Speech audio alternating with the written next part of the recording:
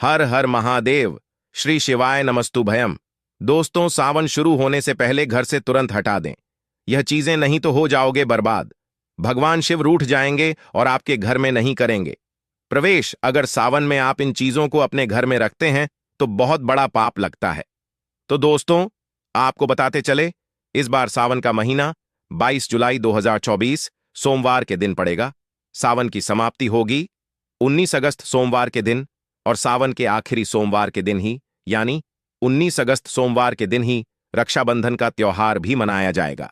दोस्तों, अब जानते हैं सावन के इस पवित्र महीने में कितने सोमवार पड़ेंगे और आपको कितने व्रत रखने हैं। आइए जानते हैं।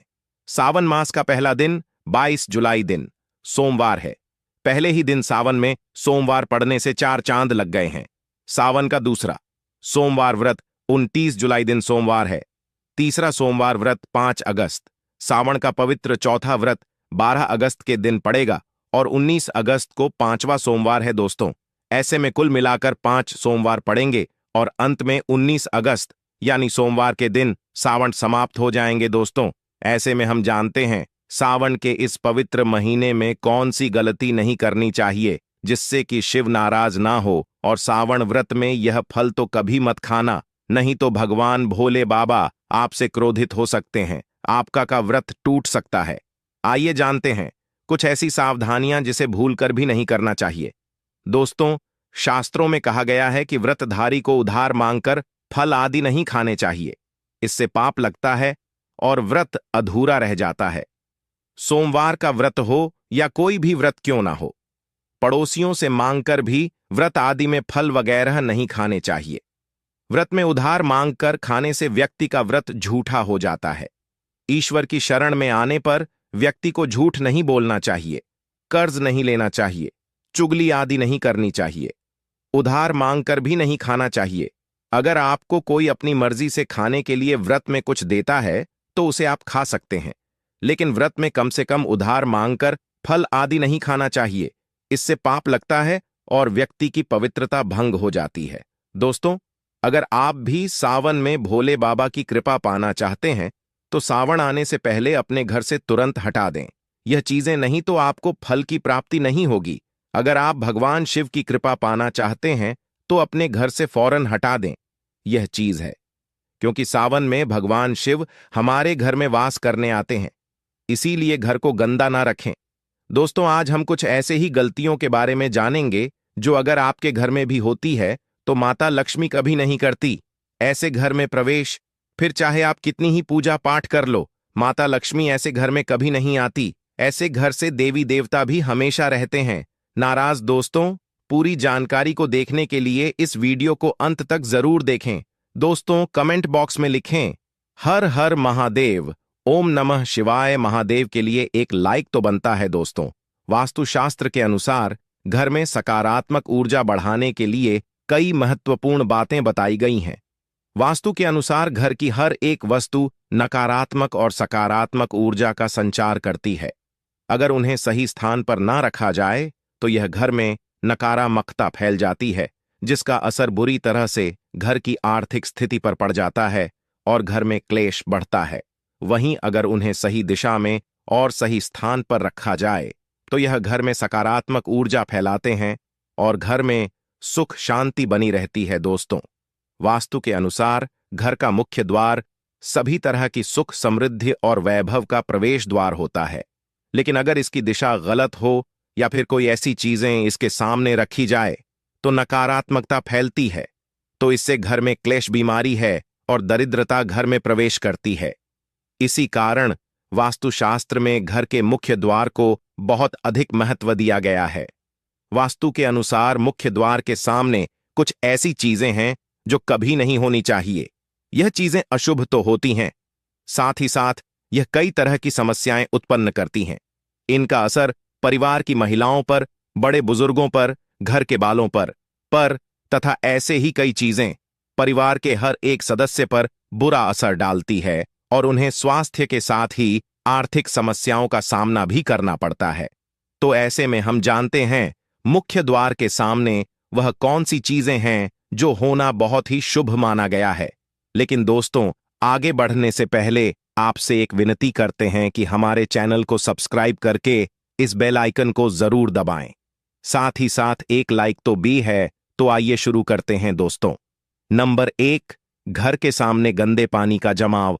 वास्तु के अनुसार घर के मुख्य द्वार के सामने गंदे पानी का जमाव होना बड़ा ही अशुभ होता है। यह बात तो दोष का कारण बनता है। साथ ही साथ इस गंदे पानी में कई हजार गुना बैक्टीरिया पनपते हैं जो परिवार के सदस्य को बीमार कर सकते हैं। गंदे पानी का जमाव होने से हैजा, पीलियां, डायरिया तथा कैंसर होने का खतरा बना रहता है। राहु दोष उत्पन्न हो जाते हैं, लक्ष्मी रूठ जाती है, शनिदेव क्रोधित हो जाते हैं। इसीलिए अगर घर के सामने कोई भी गंदा पानी जमा होता है तो उसे तुरंत हटा देना चाहिए। वास्तु के अनुसार इसे उचित नहीं माना जाता। इससे धन नष्ट हो जाता है, गरीबी सर पर चढ़ जाती है दोस्तों। नंबर 2, कांटेदार पौधे। कांटेदार पौधे कई लोग घर की शोभा बढ़ाने के लिए लगा लेते हैं, जो कि अच्छा नहीं माना जाता है।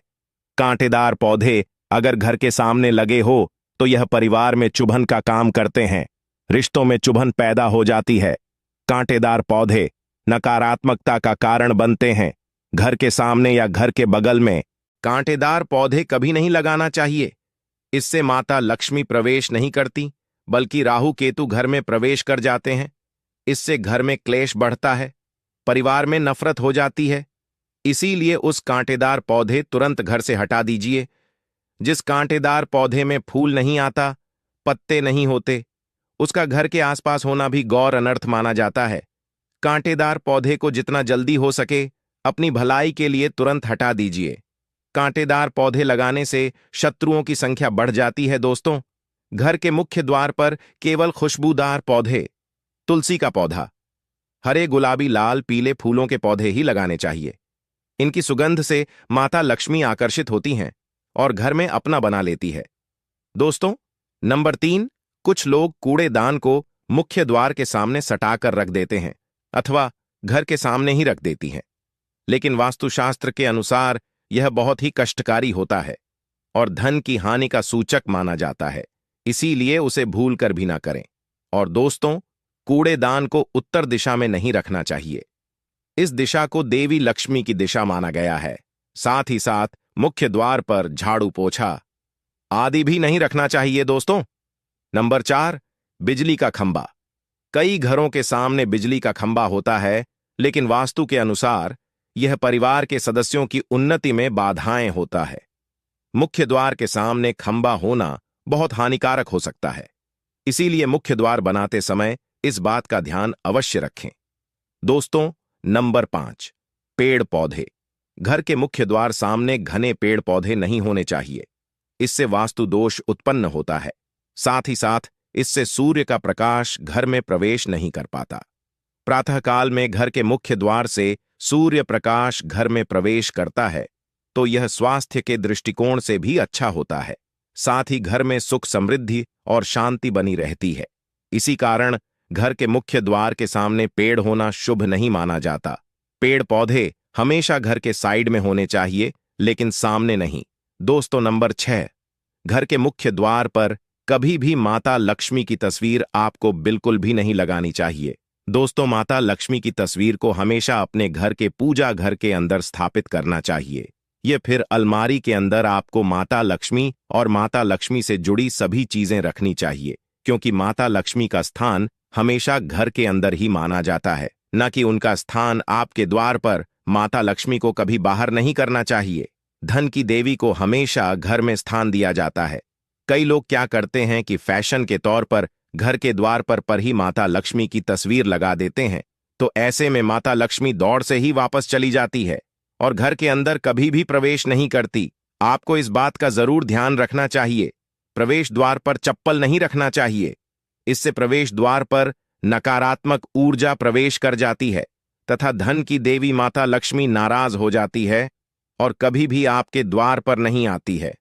दोस्तों, नंबर 7, केले के पत्ते अपने घर के मुख्य द्वार पर जरूर लगानी चाहिए। इससे माता लक्ष्मी आकर्षित होती है। ऐसे घर पर सदैव अपना आशीर्वाद बरसाती रहती है। बंदरवाल के माध्यम से समझ लीजिए कि आपके जीवन के अंदर, घर के अंदर माता लक्ष्मी यश, वैभव, कीर्ति और कुबेर के साथ प्रवेश करती है और आपके घर का मुख्य द्वार मालामाल आपको बना देता है। घर का द्वार घर की संपन्नता के बारे में बताता है, तो भूलकर भी घर के मुख्य द्वार के आसपास आपको किसी भी प्रकार कचरा बिल्कुल भी नहीं फैलाना चाहिए, ताकि आप इसका सकारात्मक परिणाम देखने को मिल सके, न कि आपको उसका नकारात्मक परिणाम झेलने पड़े। दोस्तों, सजावट के तौर पर घर के मेन द्वार पर ऐसे फोल्ड न लगाएं, ऐसे पौधे जिनके अंदर फूल तो खिलते हैं लेकिन एक दिन में ही मुरझा जाते हैं, जैसे कि छुई मुई का पौधा। इस तरह के पौधे आपको अपने घर के मुख्य द्वार पर बिल्कुल भी नहीं लगाना चाहिए। ऐसे पौधे जो दूध की जगह दुर्गंध देते हैं, उन पौधों को भी मुख्य द्वार से दूर रखना चाहिए। अपने घर के मुख्य द्वार पर इन पौधों को लगाने से बचे। दोस्तों, घर के मुख्य द्वार पर छोटी छोटी घंटी जरूर लगाने चाहिए, क्योंकि इसकी जो खनखनाहट होती है वह घर में मां लक्ष्मी का प्रवेश कर जाती है और सकारात्मक चीजों को अपनी ओर आकर्षित करती है। और नकाराम कथा इन घंटियों की आवाज सुनकर अपने आप बाहर चली जाती है। तो ऐसी चीज अपने घर के मुख्य द्वार पर जरूर लगाएं और फिर देखिए कि आपको कितना फायदा प्राप्त होता है। दोस्तों, एक बात का ध्यान रख, घर के मुख्य द्वार पर कभी भी घर की महिलाएं रात्रि के समय या फिर शाम के समय अपने घर की चौखट पर ना बैठें। जो महिलाएं घर की चौखट पर बैठती हैं, खास तौर से शाम के समय, सूर्यास्त के समय, तो ऐसे घर में हमेशा दर्द बनी रहती है। प्राचीन काल से ही यह मान्यता चली आ रही है। वैसे तो चौखट पर बिल्कुल भी नहीं बैठना चाहिए। ऐसा करना आपके घर में बर्बादी का कारण बन सकता है। और मान्यता है कि जो भी व्यक्ति घर की चौखट पर बैठता है तो उसे आने वाले समय में किसी गंभीर बीमारी का भी सामना करना पड़ सकता है, और ऐसे घर में देवी देवता कभी निवास नहीं करते। दोस्तों, कई बार लोग क्या करते हैं, बाहर से सीधे आते हैं और बाहर से सीधे आकर ही गंदे जूते चप्पल जो भी होते हैं उन्हें मुख्य द्वार पर ही बिखेर देते हैं या फिर घर के अंदर फेंक देते हैं। इसके अलावा इस बात का भी जरूर ध्यान रखें कि आपको अपने मुख्य द्वार पर कभी भी जंग लगा हुआ या फिर पुराना टूटा हुआ ताला इस्तेमाल नहीं करना चाहिए। अगर ताला खराब हो गया है तो नए ताला लें, क्योंकि जंग लगा हुआ ताला इस्तेमाल करने से व्यक्ति की किस्मत पर भी ताले पड़ सकते।